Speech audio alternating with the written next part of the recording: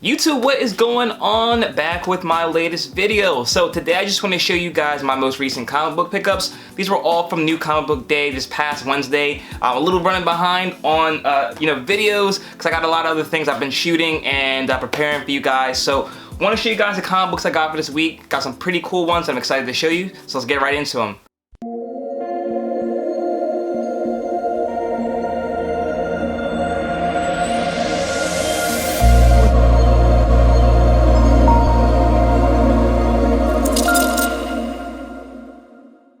Alright guys, so before we get into this video, please smash that like button down below. Very important you do so, helps grow this channel, helps get to a new audience as well, so I do appreciate it if you hit that like button down below. Let me know you like this video, and as always, if you're not subscribed to my YouTube channel, welcome. Hit the subscribe button below as well so you're updated to my most recent content, and hit that bell notification so you're alerted as soon as I post a new video.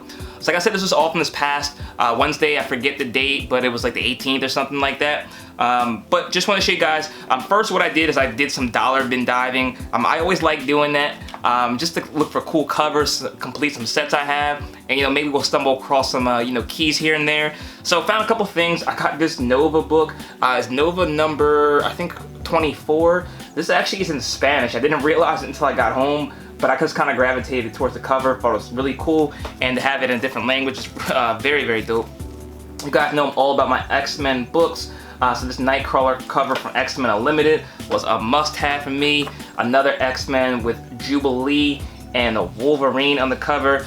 Slowly but surely getting all these X-Men's and X-Factor books right there. There's another dope X-Factor cover right there with Archangel on the front. We have Gru the Wanderer number 4. Just trying to get some of these. I have Gru number 1, which is actually like a key issue, so I'm trying to get 1 through 5 at least. I have Punisher, the Evolutionary War number 1. Very dope cover. Bloodshot number 2. I think I have 1 and a couple other ones as well. This X-Men cover was a must-have for me. Very, very dope cover. Iron Man 202. I'm always just all about these old covers. If I can find them, especially in the dollar bin, and the shop I got these from, I think are 15 for $10, so can't beat that. This is a very dope West Coast Avengers cover. Hawkeye is one of my favorite superheroes ever, so all these West Coast Avenger covers kind of gravitate towards catching my eye. But this black cover is a dope one. Another Bloodshot number 31. This X-Men cover is very dope with Beast and Cyclops on the cover. These new X-Men, I haven't bought too many of them, but I need to get more into my collection. There's a little bit of provocative one there with Cyclops. I don't know why I picked this up, but it was in the dollar bin and I picked it up. This is the Han, Leia, and Luke old school Star Wars cover. I think this one's actually pretty new. I think it's from 2013. Yeah, 2013. So it's actually not an old cover, but I liked it, so picked it up.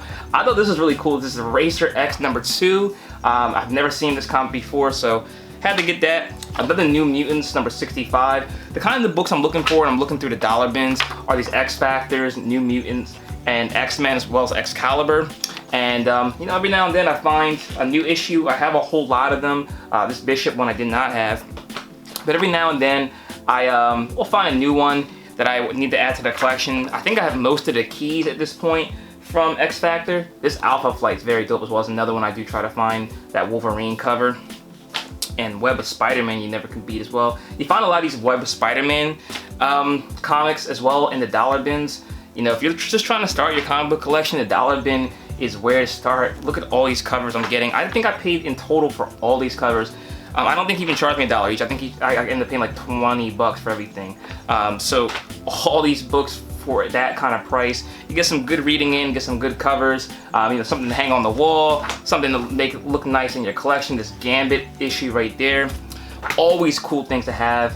Silver Surfer and Rhino, you can't go wrong with that. You got all the Avengers on the bottom. This is a very dope cover from the 80s, I believe.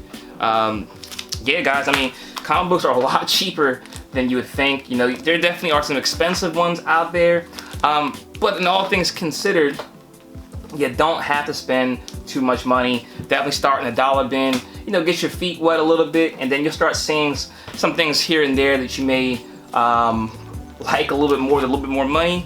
It's all good to pull the trigger on them, but start off slow. That's kind of how I did, and you guys see me buying a whole lot of bigger books now, but I always stay true to the dollar bins. I'm a cheap guy when it comes down to it. thought this was really cool. This is Wonderland. I think it's #1. It's like based off the Alice in Wonderland story. Very, very cool issue.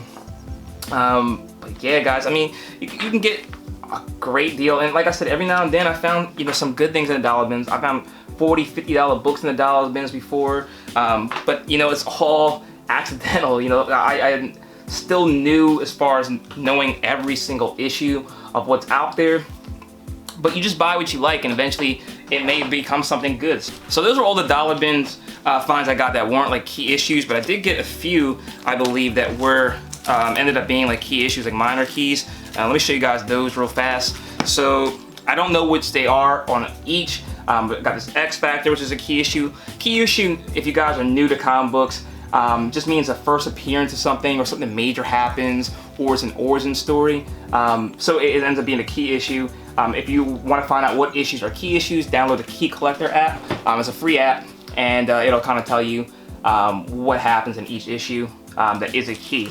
This X-Force, very, very dope cover. Another X-Men book. Again, these are all minor keys, nothing too expensive. This one's very, very nice. You got that embossed foil Silver Surfer cover. These Silver Surfer ones are always, you know, must have for me when I find it. Yeah, that Guardians of the Galaxy Punished cover right there. These 90s comics are giving me life every time I go in the store. You know, I love these new comics. Like, the covers are really intricate and like computer like generated, it seems like to me, but these old school ones, I don't know, this looks like somebody just took the time and drew them by hand, and you can just tell all the little small details, and it just kind of gravitates towards me a little bit more. This Evil Ernie cover right here is actually glow in the dark. I gotta test this glow out and show you guys. Maybe I'll post it on Instagram. But yeah, those were the dollar bin finds I found that were actual. Oh, and this one right here, this X-Men cover right here, were all, you know, minor key issues. I don't really know each one, but here are the new comic books that came out that I tracked down. I got Thor #7. This is actually a pretty good issue. If you guys aren't reading comic books, Thor's definitely one to start off with. I did read this one. It's a pretty good one. Some cool things happened that I won't spoil, but definitely one to check out. Here's the other cover of Thor 7 right there, with Thor sitting on the throne as Raven. I got this Zelda Free Comic Book Day. Pretty cool issue. I did check that out as well. It kind of reads like a manga. If you guys never read them before, they read from back to front. Very cool issue. Track this down. It's X-Men #12. This actually seems to be like the hottest issue of the week, but it was just X-Men, so you know, I had to track it down. I think this is the first appearance of High Summoner, I believe. Very cool issue. Gotta check that out and see what's going on. I did pick up this as well. This wasn't a new issue, but I found it in the back issue bin. This is Shuri #6. I forget what happens in this, but it is a key issue. I think it's the first appearance of somebody in this book. I got these Alex Ross covers. This is Storm. It's Giant Size X-Men Storm, I think, #1. And these Alex Ross Timeless variants. Very, very cool concept that he did with these. And like I said, these new issues, you can tell, you know, even though they're not like hand-drawn, I think, still very, very dope and nice collector pieces.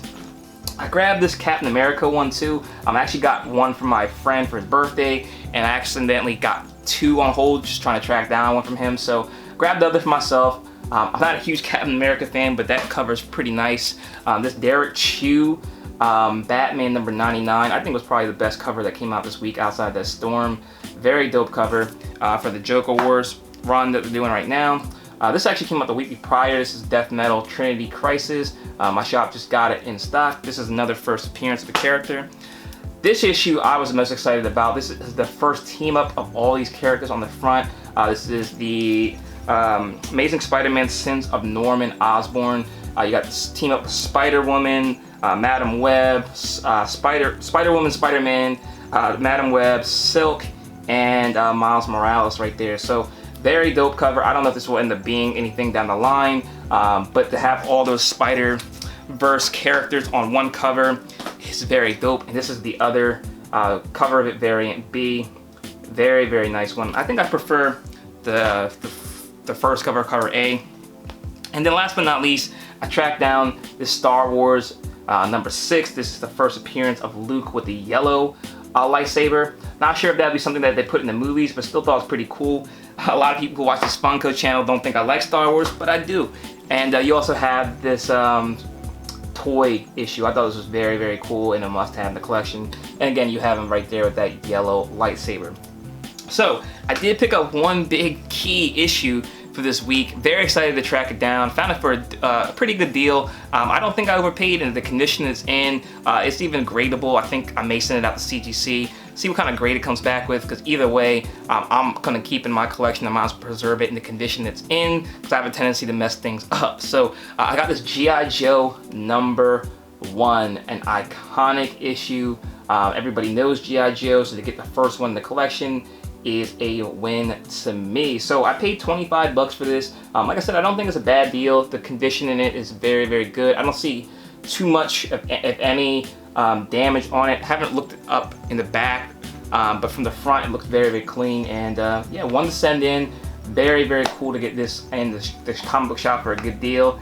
And definitely my favorite pickup of this week. So let me know what you guys thought. And there was a little bit of a fast video because I had a whole lot of comics I wanted to show you guys. And just let me know your opinions, which ones you thought were the best. If you have not already, hit that like button, hit the subscribe button. Also follow me on Instagram at ThePopSavage so you can stay connected on there as well. Thank you so much for watching, guys, and until next time, I'll see you later.